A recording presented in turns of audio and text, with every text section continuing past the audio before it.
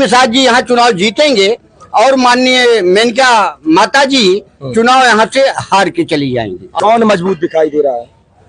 मजबूत भीम निषाद दिखाई दे रहे हैं। भीम निषाद मजबूत दिखाई दे रहा है। लग रहा है कि टक्कर ले पाएंगे मेनका? बिल्कुल टक्कर लेंगे। किसान, मजदूर, नौजवान सारे लोग इस सरकार से त्रस्त हैं, क्योंकि ये लड़ाई जो है सरकार बनाम जनता हो गया है। यहाँ पार्टी कोई नहीं चुनाव लड़ रही है, यहाँ जनता सरकार के खिलाफ चुनाव लड़ रही है। केवल झूठ बोलते हैं। किसान परेशान है, नौजवान परेशान है, मजदूर परेशान है। और आप समझिए, पेपर जब आप उठाएंगे तो पेपर में हत्या ही हत्या, लूट ही लूट, कहीं कोई ऐसा कुछ नहीं है। अभी कल सुल्तानपुर जनपद में एक आदमी की हत्या की गई, दिन दहाड़े। अपराधी बेखौफ टहल रहे हैं सरकार में। नमस्कार, भारत टीवी न्यूज की खास पेशकश कौन बनेगा प्रधानमंत्री देख रहे हैं आप सभी का बहुत बहुत स्वागत और आपके साथ में इमरान। बता दें कि भारत टीवी न्यूज लगातार सभा चुनाव की तमाम तस्वीरें दिखा रहा है। इस वक्त हम लोग सुल्तानपुर लोकसभा में हैं। सुल्तानपुर लोकसभा से 2019 में भारतीय जनता पार्टी के टिकट पर पूर्व केंद्रीय मंत्री मेनका गांधी यहां से सांसद चुनी गई। उसके बाद एक बार फिर से भारतीय जनता पार्टी ने उनको अपना उम्मीदवार बनाया। ऐसे में इंडिया अलायंस की तरफ से भीम निषाद चुनावी मैदान में है। चुनावी अटकलों की बात करें तो कहा जा रहा है कि बसपा की तरफ से बसपा के जो प्रभारी बनाए गए हैं उदराज वर्मा जो है बहुजन समाज पार्टी की तरफ से प्रत्याशी हो सकते हैं। वर्तमान में जिला पंचायत सदस्य हैं। ये चाय की दुकान है और अक्सर चाय की दुकानों पर जो सियासी चर्चाएं हैं वो होती हैं। अब बता दें कि लखनऊ से लेकर के दिल्ली तक की जो राजनीतिक चर्चाएं वो चाय की दुकान पर होती हैं। और चाय की दुकान इसलिए भी ज्यादा महत्वपूर्ण क्योंकि कहा जाता है कि देश के प्रधानमंत्री नरेंद्र मोदी भी अपने बचपन के दिनों में गुजरात के वडनगर रेलवे स्टेशन पर चाय बेचा करते थे। हमारे साथ जो जनता है वो सुल्तानपुर लोकसभा की जनता, सीधे बातचीत करेंगे। क्या नाम है भाई साहब आपका? अनवर खान।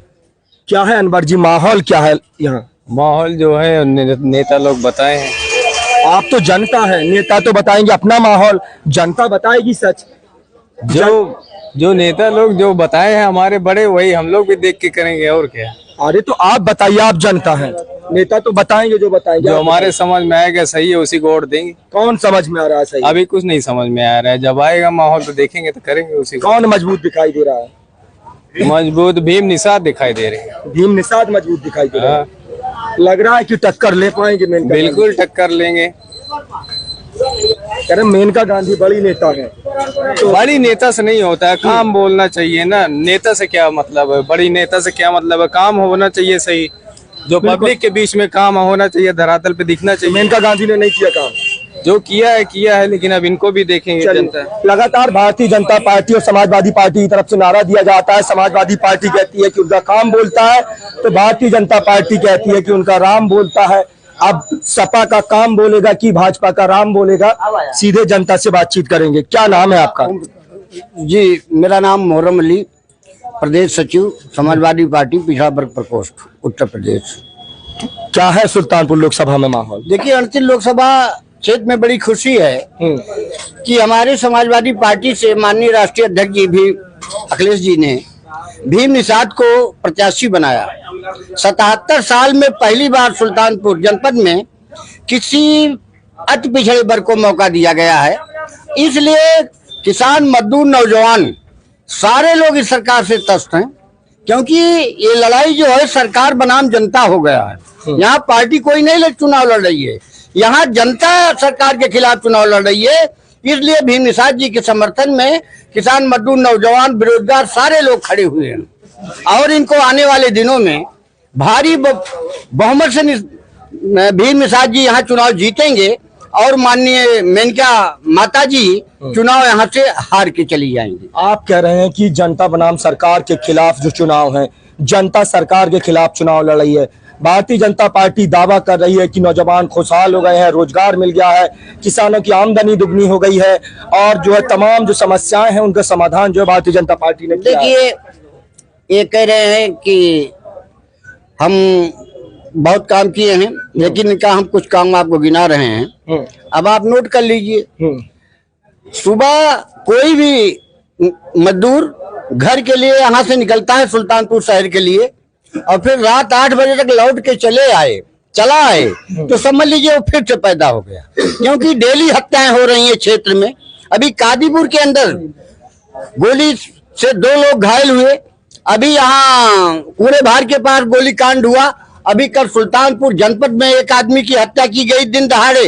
अपराधी बेखौफ टहल रहे हैं सरकार में, और सरकार का काम है कि पिछड़े वर्ग को परेशान करना। अभी 69,000 शिक्षक भर्ती हुई, उसमें लगभग 7,000 कोर्ट ने आदेश दिया कि आपने बैकवर्ड के बच्चों का हक चुराया है, इनकी ड्यूटी ज्वाइन करा दो। 2 साल हो गया इको गार्डन में लाठियां खा रहे हैं।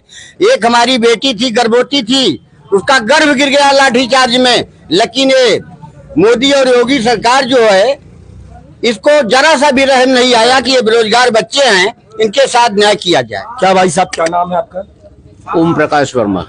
कह रहे हैं अपराध मुक्त उत्तर प्रदेश हो गया है। योगी सरकार दावा करती है, अपराधी माफिया थर थर कांप रहे हैं और माफियाओं के घर पर बुलडोजर चलाया जा रहा है। कह रहे हैं कि अपराध बहुत हो रहा है। देखिए, बुलडोजर चलाना